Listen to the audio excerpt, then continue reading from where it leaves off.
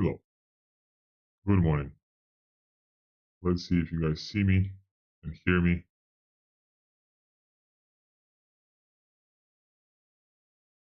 Okay, there we go. I think I'm live, and I think you guys should be able to hear me. Uh-huh. Somebody please tell me. Actually, I'm not even sure. How many people are watching?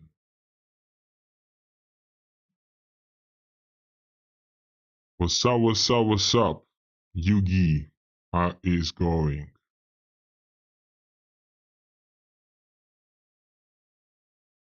Let me see.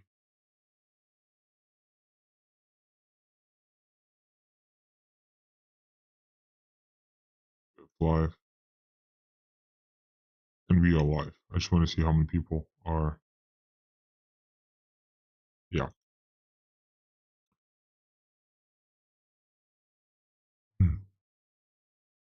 Okay.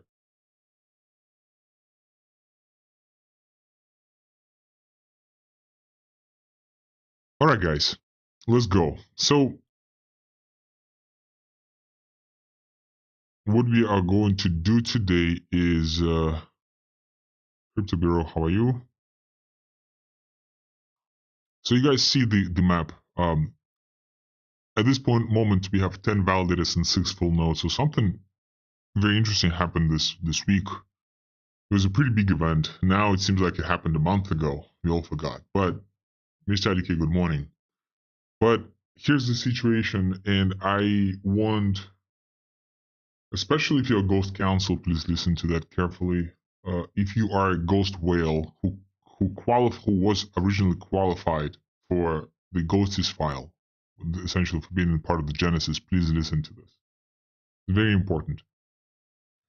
So many of you who are qualified are not in the Genesis block. So if you think that your node is operating and you did not do anything this last week, from November 20 from November 16 to November 23rd, chances are you are not live. Chances are you are operating an old ledger. So this is what happened. We had 19 validators. 19. So all 19 validator nodes, so I'll just call them validators. So 19 validators were supposed to jumpstart the Genesis. Now, of course, on the mainnet is not going to be like this, but for the testnet, we decided to proceed in the following fashion. If you have 19, if you filed for the Ghosty file, right, like before October 31st, you will be added to the Genesis. What does it mean? At 19 validators, 2/3 of the validators must be present to start validating blocks. So quickly, when it comes down to, say, Bitcoin, or any UTXO chain model such as Bitcoin, Monero, Zcash, Litecoin, and so on and so forth, Dogecoin. You are not looking at deterministic, but you're looking at probabilistic finality. So the finality is never for sure. The finality is never 100% complete. The finality is 99% accurate, meaning that you're 99.99999% sure that all the transactions are good to go, but you're never 100% sure. It's not a bug, it's a feature. And with Bitcoin and the likes, you are looking for 51% attack essentially. So if 51% of the node operators are able to group up together against, in terms of hashing power, etc., then there's a risk of the ledger being completely rewritten. Now, when it comes down to deterministic, which is for the most part proof of stake, deterministic models, we know for sure 100% that the the blocks that have been added, and therefore the transactions that have been added, will for sure be added to the chain. That's Polkadot. I believe that's Ethereum as well. And if it's Ethereum, then it's every EVM chain as well, such as Avalanche and actually no, not Avalanche. It's Polygon, it's Celo, it's like Aurora, it's like all these like little forks. Avalanche, on the other hand, is actually not, doesn't work like this. So because we are going with the deterministic finality, we need to make sure that we are 2/3. So 2/3 of all the validators are present in order to 2/3 of n plus 1. So 2/3 of validators plus 1 validator. Present to finalize blocks. But since we added 19 validators to the genesis, and we did not, so 19 divided this by 3, it's roughly 6 multiplied by 2, that's 2/3. So 2/3 of 19 is roughly 12, 13 plus 1. So it's about 13 to 14 validators. So we had to see 14 validators. We expected all 19 users to join us ASAP, but they didn't. Later on, we discovered that some users had some issues, some personal issues, some technical issues, whatever. Maybe just time issues, like not available. So essentially, we didn't get to 14 nodes. At some point of time, we got to 14 nodes, and then the finalization started. So the result of that, since we didn't get that 2/3 plus 1 of validators present, we had about 65,000 blocks, and only about 4,000, close to 5,000 blocks have been finalized. That's a huge gap. So think about this. 65,000 blocks or so, right? With only 5,000 being finalized. So the delta is 60,000 blocks. That's unacceptable. We've been pinging all the ghosts as much as we could in PM, in the Whales group, etc., trying to understand if they are going to be running the nodes or not. And then we made an executive decision to cut out the ghosties, to essentially minimize the ghosties only to those members who, for sure, will be running the nodes. So it turned out to be 10 node operators. Well, total 10 nodes. That essentially just were super duper responsive. And guys, those who are super duper responsive, mostly Whales, by the way, thank you so much. Like, really, thank you so much. You saved the day. It was tireless weekend, and also tireless Monday and Tuesday. And without you guys, without Whales, we would not be able to do this. Like, deeply, sincerely, thank you for making the testnet v 2.0 live, right? So yes, we only have 10 validators with you guys, but that's great. That's a core group. Like, that's amazing. And again, thank you for this. We would not be here without you guys. And again, that was mostly Whales, not Council. Mostly Whales. And that's the power of Whales. That's amazing. And we should keep going like that. So now, since then, on top of the 10 validators, we also got 6 full nodes. I think at this point of time, maybe 7 full nodes. One more person is joining right now. So we may be looking at 17 nodes total. So as you can see, the differentiation on the website, so 10 validators right here, 7 full nodes. So that's how we get to differentiate. So what's the difference? 10 validators are those who have actually validated and stake the balance, and 6 full nodes, they do not stake the balance. They do not even validate the blocks, but they are able to maintain the ledger. They're able to be part of the network. They're able to serve as RPC endpoint. So it's extremely useful to be a full node. And the next time we are going to rewrite the Genesis, the most loyal nodes will be added to the Genesis, and therefore will be upgraded to be validators. And that's the practice for all of us to properly be aware how to be a validator on the mainnet once the mainnet is there. So at this point of time, it's an educational. This should be treated as an educational sessions. Essentially free. You guys receiving free education. Of course, you're spending time, so it's not exactly free. Like, time is money, but you don't have to pay for this education. That's great. And you're able to pull up the nodes now and then be fully prepared for the mainnet. Which, since most likely we are going to be going towards the route of the swap that enables virtually zero pre-mine, the many validators who will join originally will have a lot of decision-making power. They'll have a lot of governance, and they'll just have easier point to entry. So that's important to be a validator as soon as possible. And to my kind of remorse, regret, whatever, it is. Let me see. Let me just put this out. So it's. It sucks that here's the thing. It sucks that council members not running. Not every single council is a validator. That sucks. I'll be honest. That's, like, in my opinion, completely unacceptable. Another thing is, there are some Whales who really wanted to run stuff And I think they don't realize that they can run it now. They're not going to be part of the Genesis today, as of today. But if they are full nodes, then the full nodes will be graduating towards validators. So, of course, it would be nice to see some people, especially those people who wanted to run stuff, like they're writing about this in Wales, sometimes pretty aggressively. Some of them miss the deadlines and stuff like that. So, perfect timing to join as full nodes, because that's what's gonna happen. If essentially, if you don't join now, what's gonna happen is closer to the mainnet, um, you just won't get that learning curve and you'll mess it up. Um, I'm I was reading this other group. I'm always reading some groups, some crypto groups. So this project, I've been following that project for many years now, maybe 5 years. Not a big project, just I have big projects, small projects, just follow everything. And these guys did a swap, and they opened the swap for 3 months. And based on the messages in the group, half the people didn't get the swap. And I mean, they keep saying that, oh, it's not them, it's the system and stuff like that. One guy even wrote like, oh, had to do two swaps. One swap worked, but the other swap did not work. But here's the thing, and I feel for the it's a public project, so they have a CEO, right? So I feel for the CEO, for the founder. I feel for him.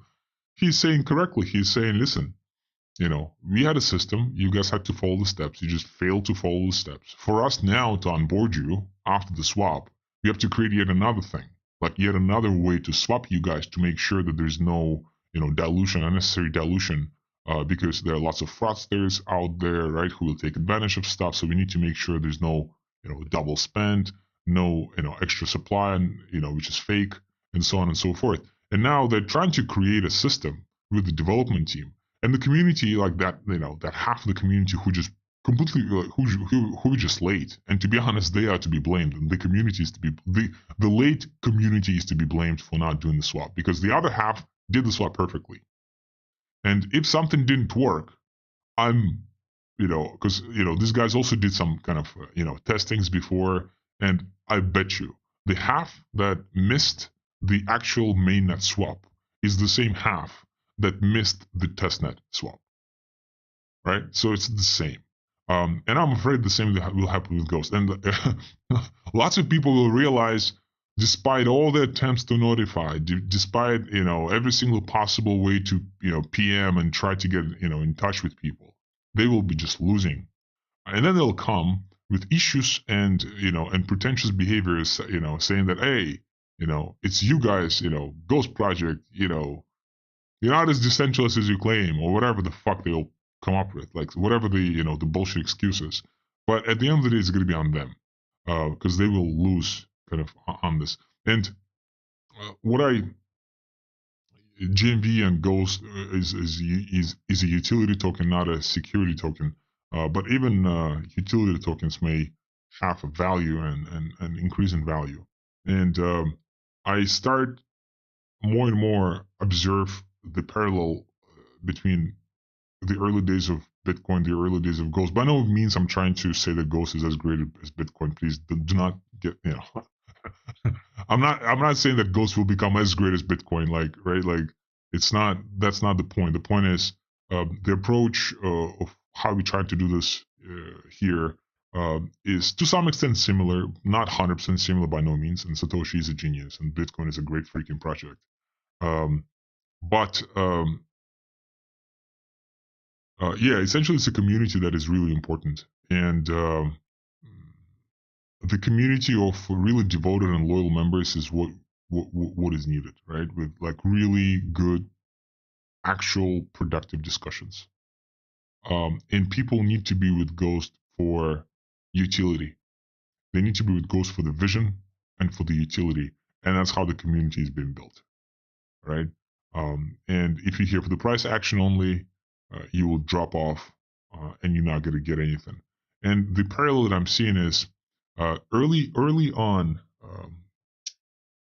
So, and Cosmo shared the story with me too. Like this whole pizza situation. When Bitcoin got this like got this 20,000 bitcoins for pizza. Like I thought that the 20,000 like was sent to to a pizza place, you know. But no, it was different. So person A sent 20,000 bitcoins to person B. Person B spent actual $30 or whatever to buy the pizza and to ship that pizza to person A. So the pizza place was not even involved in this entire transaction. It was in a crypto transaction. It was between person A and person B transacting in crypto. And why they did that? They said, listen, like let's try to create a price point, and the price point is 20,000 bitcoins for $30. Oh, now what?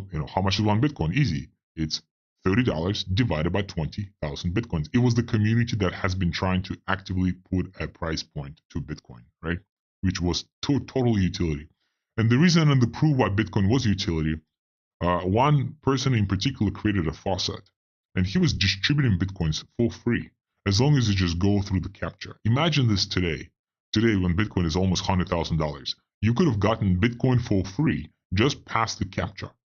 And I think it was not one Bitcoin. I think it was 5 Bitcoins or like 10 Bitcoins. The guy was just distributing Bitcoins like left and right because at that point of time, there was no price point. It was just like some stupid entry in the ledger, right? And lots of people consider GMV tokens the same way. Oh, it's nothing. But here's the thing, like by no means GMV, I don't think, well, nothing is impossible. And, there's no point to say that GMV will ever get to 100,000. Let's assume GMV gets to $200 or $100 or $50, right?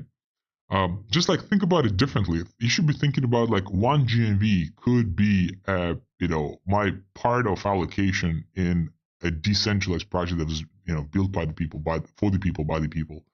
And when you receive some, referral rewards in GMV, or you like a tweet and you get GMV as a reward, or you write something in the general group, like there's so many ways to earn GMV, especially through referrals. Referrals is just crazily insane. So if you do that, I think one guy, Sergio Dev, who joined us recently, he like referred, a couple of people already, and like that's insane. That's exactly how it's supposed to be done. You join, you bring your friends, you get referral rewards. All these tokens may be worth something. And then the question is, what type of project do you select, right? So, and then of course you need to do your due diligence and vet the project correctly, because lots of projects out there just total scam. Lots of projects out there just totally price action pump dump. That's it. That's 99.999% of these projects. And by this time, lots of you guys are already numb. Like you probably have like trillion of token XYZ that is worth nothing, right? Like stuff like that. And I get it, but you should be like, if you like the project, you should really consider being, consider those things, and be extremely sensitive to your allocations, because those allocations could potentially be life changing for you specifically. The project itself could be amazing for the, for the world. Okay. So somebody told me to update the screen. There we go. Oh, there we go, like this, right? Oh, so now it's 17, yeah. So here we go, 17. So 10 validators and 7 full nodes. Again, the full nodes, guys, if you're going to be responsive, if you're going to be active in the community, if you're going to be, somewhat living in the chat, it's a matter of time before you get to become a validator. That's going to be an easy process. Just essentially file your candidacy. And the reason why we need to be extremely careful currently with the validators is because we already had a negative experience when we onboarded inactive validators. Let's just call it what it is, for various reasons, life reasons. Because of those validators, we were not able to validate. The blockchain was not operational because 2/3 of validators were simply not active. And in the real world, they will be freaking slashed. And now more than ever, I understand the need for slashing. Because if the blocks are not being finalized, what it means is that the transactions are not essentially being finalized. You can send a transaction, nobody knows if it's really sent or not. You'll see it potentially be reflected, but it's going to be unconfirmed. So it can be reverted at any point of time, which creates massive risks, double spending, everything. It's crazy. Flash loan attack. There's so many issues just because somebody did not plug in their fucking machine. That's bad. So, and validators, again, I would love to send you another round of appreciation. Thank you so much. You guys are the best. Thank you so much. And those full nodes that joined later, thank you so much as well. Chances are you guys will be added to become validators as well. You need to be slightly more active, and that's what we're realizing, right? So we need to be definitely more active. That's a real thing. It's just not that difficult to do it. It's the same line of commands. Same whatever 5-10 commands that need to be entered, and you're good to go. So this is on the side of the chain. 17 nodes, not bad. We had 29 applications. I think right now we have maybe 31 applications. A couple of nodes, couple of those applications will be inactive. So it's going to be probably around 30 nodes if everybody listens to this video today and starts taking their node seriously. As I mentioned, those 30 nodes will likely should grow to about 100, ideally, because council members committed to way more than one node, and they should be running that, right? So I hope that we're going to get to 100. The other conversation I had the other day was, let me go here. So with one Ghost member as well, and we discussed the idea that maybe is a node really worth $11 million of valuation? Currently, based on statistics, those of you who are not familiar, we ran the linear regression against the blockchain networks versus the node, versus how many nodes they have versus how many daily transactions they have, and also what's the liquidity.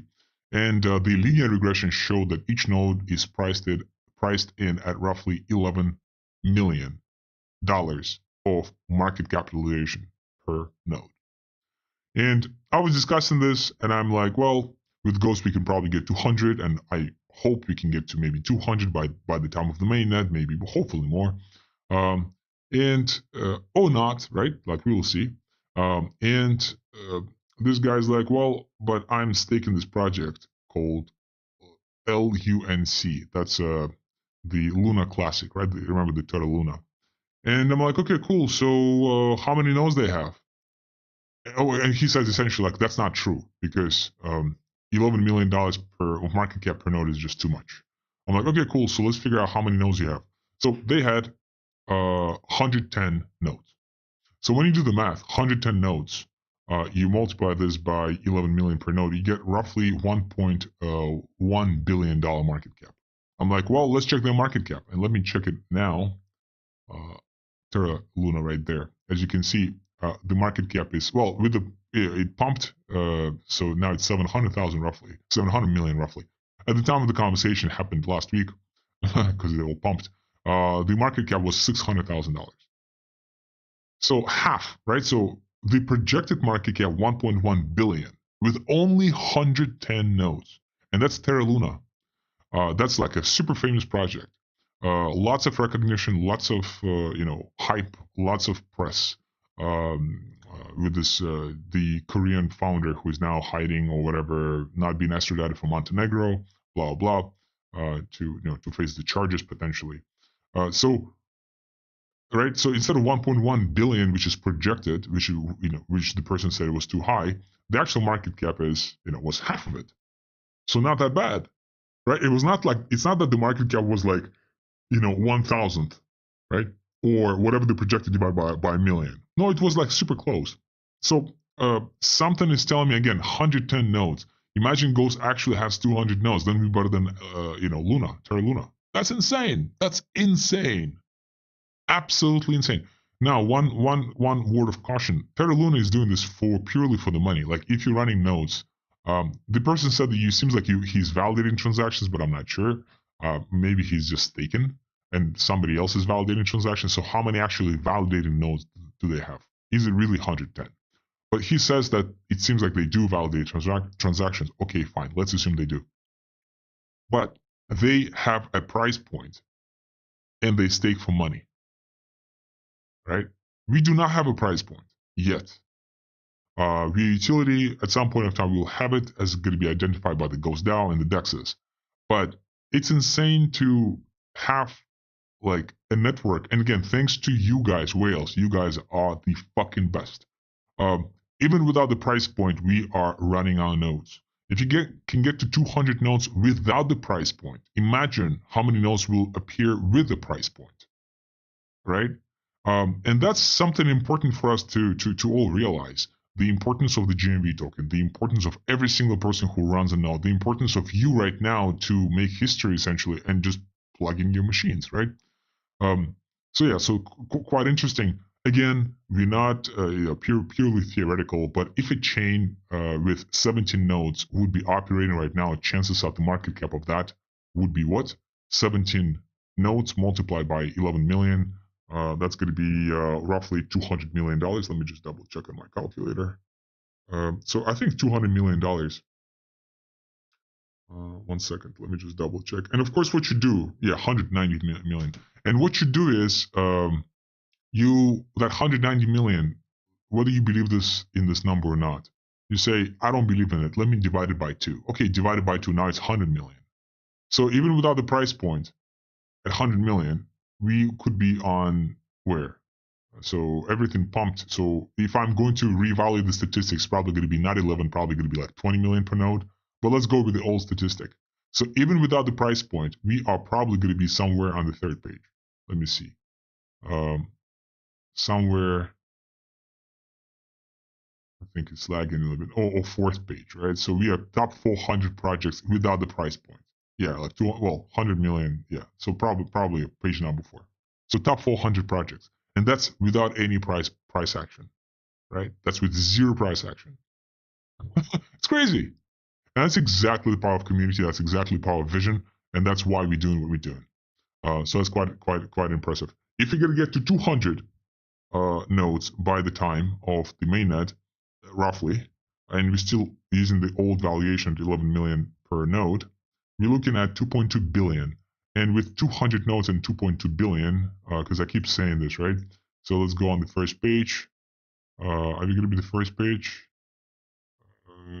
Yeah, I think we'll make the first page. Yeah, we're going to be right, like top 60 projects in the world.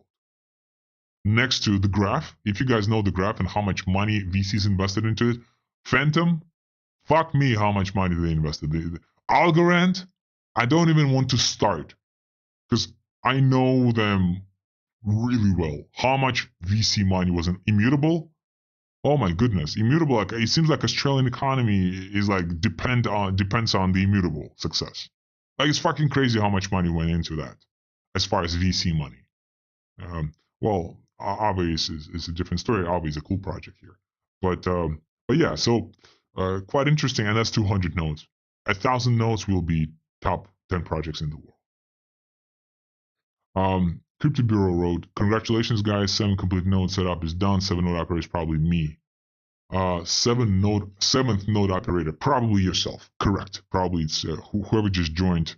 Probably you. Yeah. So in the Ghost Whales, all the new members, what I highly encourage is to learn as much as possible about the project. It's going to take time, right? So if you expect, I'll be straightforward. If you think that you're gonna run the node for a month and then, then you'll start asking questions about like, oh, how can I make money, and etc. Maybe you are for joining a wrong project, right?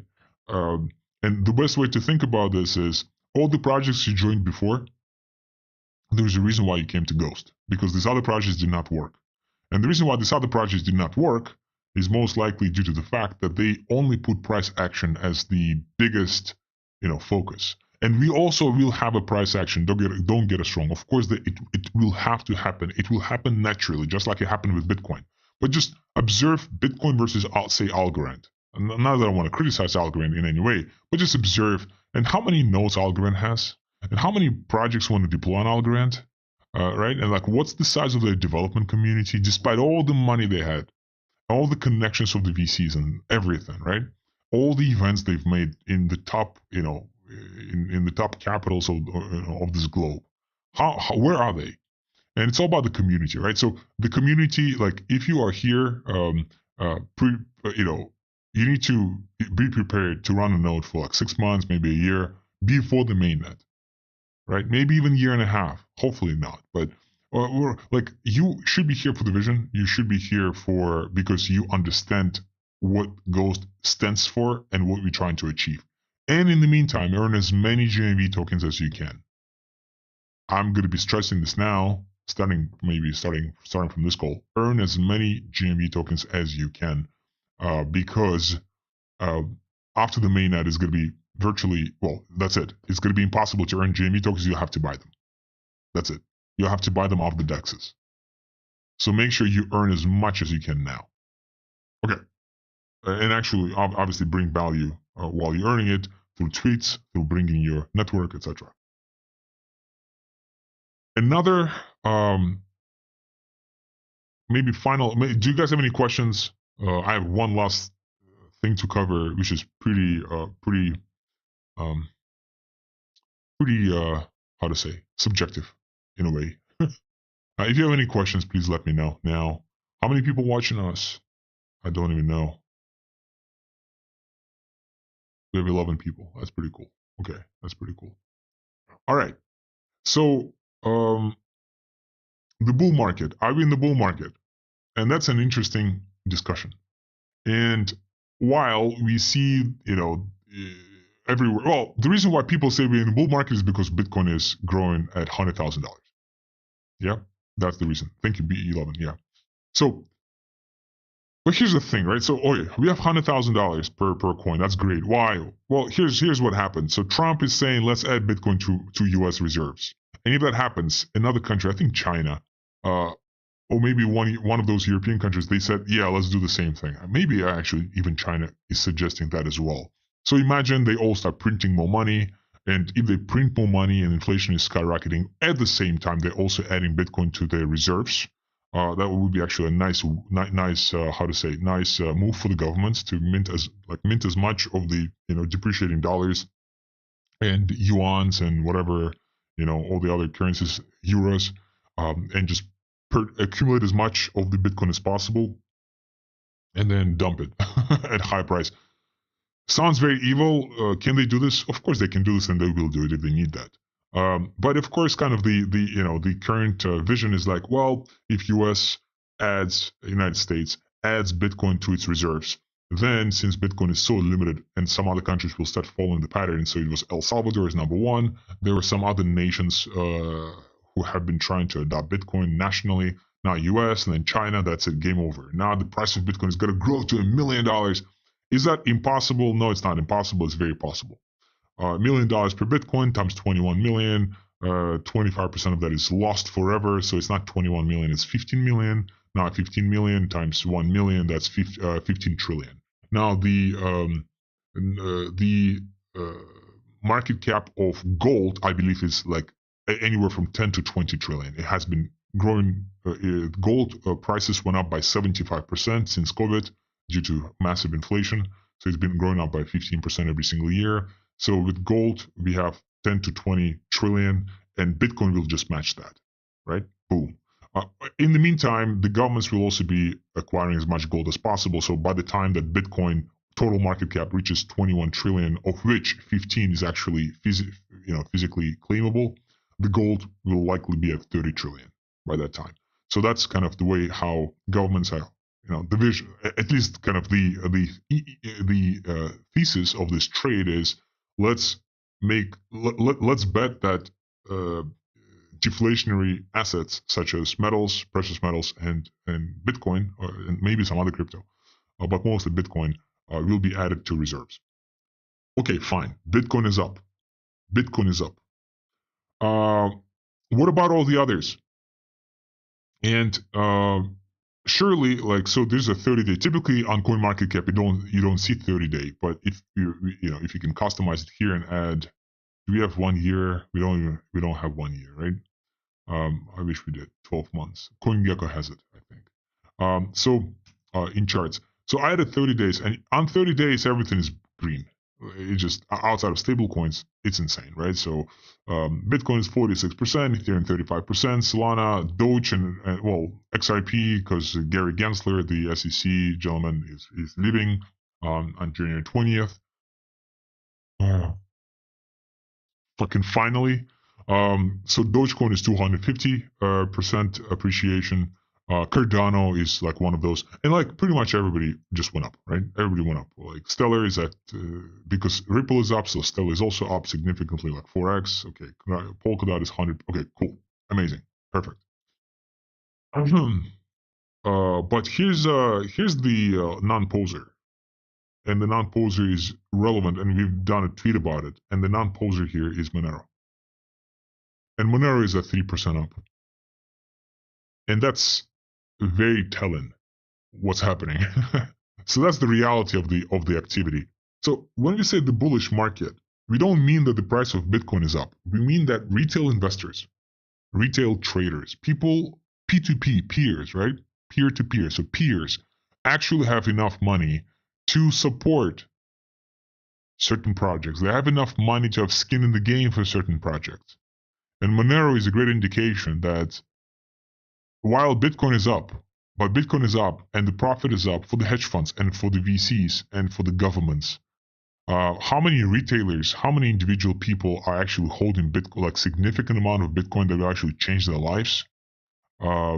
That's questionable. That's a huge question. Something is telling me that based on some type of Pareto rule, top 1% of holders, including MicroStrategy, well, therefore that's top 1%, that's MicroStrategy. So let's assume top 5% of holders probably control 98, not 95, probably 98% of the entire supply. Some crazy number. I need to look into that. Hopefully I'm wrong. Hopefully 5% is controlled by, maybe control only half of the supply. But I don't know. Maybe a crazy claim. But what I'm not seeing, Monero, so the reason why Monero is not up, and what is Monero? Monero is a fork of Bitcoin, privacy oriented, great project, does privacy, we do privacy differently, but we will never criticize Monero. Monero is a great project, one of those pure Web3 projects. And they got delisted, Monero got delisted from top centralized exchanges. And they cannot be trading on decentralized exchanges. Why? Because they are a UTXO chain. So Monero is just this isolated island of privacy that is not really connected to anything. Would be nice if we built the bridge to Bitcoin. Would be nice to build a similar bridge to Monero at some point, if that's possible. Although those are UTXOs and that's difficult by design. In any way, so since Monero has been delisted from major exchanges, we don't see any pumps. What does it tell me? Well, if the utility of Monero actually increased, if the number of transactions actually increased with this bull market, as they say, if the number of users actually increased, there would be impossible for Monero to not grow in price. Why? If new users come, they need gas fees to transact. So they need to buy Monero. So they need to pump the price because they need to purchase the Monero coin. Even if it's delisted, there are certain exchanges where you can still buy it. And if you're citizen of certain countries, you can always find ways to buy it if you want to buy it. So the thing is, there's no utility. And then we can say, well, there's no utility for Monero. Fine, there's no utility for Monero. What is a utility of the Mantra fucking coin? 200% up. Stacks? Up 20. What the fuck is that? OKB. Okay, fine. OKB, that's OKX coin. But okay, whatever. Well, VeChain, I guess that's good. Bonk. Why Bonk is up 125%? Who's endorsing it? Because I think Elon is endorsing Doge, which went up double, right? Because the department, whatever that was called Doge, they just pumped it, right? What's the utility of some of the like Shiba? What's the utility there, right? Monero does have an actual utility, and the fact that a real utility coin is only up 3% the last 30 days tells me that the market is not really bull market. So we made a poll on Twitter. In the bull market, majority said yes, we are, and I completely disagree. I think they are delusional. This is DeFi Llama, and this is TVL, total value locked. So this is the highs of 2022. At that point in time, Bitcoin, I think, was 50K, 45,000 per coin. Now it's double that. What about TVL? How come the TVL is not doubled? Mind you, that the TVL consists of, say, for Shiba Inu, it consists of those prices. It consists of, all the other tokens also increase. Like, let's assume a certain treasury had token XYZ, like say Shiba Inu, right, as collateral. So when you pump the price of Shiba Inu, even if the collateral still has 100 Shiba Inu coins, even if the treasury has 100 Shiba Inu coins, now all of a sudden, kind of the total treasury value just increased because the price went up. But the price did not necessarily go up one by one because you can pump the price of that specific token via the DEX, and the DEX price moves not linearly but based on the curve. So you can put a little bit of money, but the price will be potentially moving up non-linearly. So like the fact that there is like this pump of TVL does not mean that there is new TVL that came in. It just means that maybe the prices just went up because people pumping them pumping them unproportional on the DEXs, and other treasuries are reacting to it. But how come if the Bitcoin was 50K and now it's almost 100, how come we're not seeing like if this TVL is 170 billion on total chains? How come we're not seeing 340 billion of TVL across? Plus the new chains that appeared, right? In 2022, we didn't have Base, we did not have Ton chain, we didn't have many chains by then. Like we really didn't. Linea was not there before by consensus, right? So many new chains appeared. Where's the TVL? So if you guys think we're in the bull market, think again. We're not in the bull market. We are in a Bitcoin market. Bitcoin is being pumped by the Trump's promise of adding Bitcoin to the treasury. That's it. All the other coins, I believe, are pumped just as far as a correlation trade. And the second that the second that another event happens, that correlation may significantly drop. I think the Bitcoin will also drop pretty soon. We'll see. Maybe I'm wrong. Hopefully, I'm wrong for those of you guys who hold it. But I'm just saying. The bull market, of course, would indicate actual activity. So the bull market, the definition of bull market that is pleasurous for us, for the Ghost ecosystem, is more users making more transactions on chain. That's what we want. And we're not observing this thing here. We're not observing it. Crypto Bureau.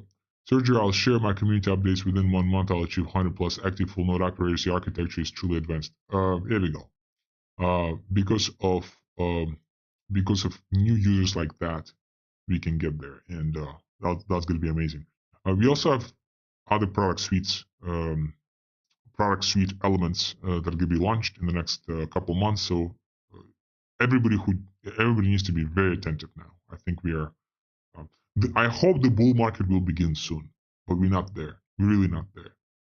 I think we could be there once we at least reach those highs, at least, and even that may not be enough because again, you put $100 into the price of Shiba Inu. The Shiba Inu will go up by $500 in price, in value. You only put $100, but the value will be $500 up because it moves by the curve. So I think this is just the uptick in prices. And look at the prices, like Shiba Inu. In particular, why I'm referring to Shiba Inu. Where is that? Shiba Inu. Where are you? I just saw you. But you guys know what I mean, right? Like it went up significantly. So Shiba Inu here, 56% up, right? So that's on Ethereum. Pepe went up 120%, right? So therefore, the treasury contracts, the treasury smart contracts that contain Pepe, also, like the TVL there, supposedly went up by 122%. Here's the thing, though. How come the TVL here was 90 billion and the TVL here is 118? It's not double. It's supposed to be double, right? How come it's not even double? Really, really, really questionable what's happening. Really questionable. Somebody is fucking us over, and I'm not sure who that is, but somebody is for sure because these numbers just don't add up. Last thing to discuss. One of the whales scheduled a call. We had a call, and I loved it. And I'm not going to be spraying regarding which whale scheduled that call, but the whale brought a friend on the call.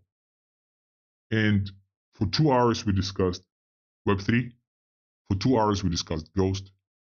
And it's thanks to these like whales and council members who are acting like that, who are bringing their networks, actively trying to search for and honestly trying to search for ways to expand the um,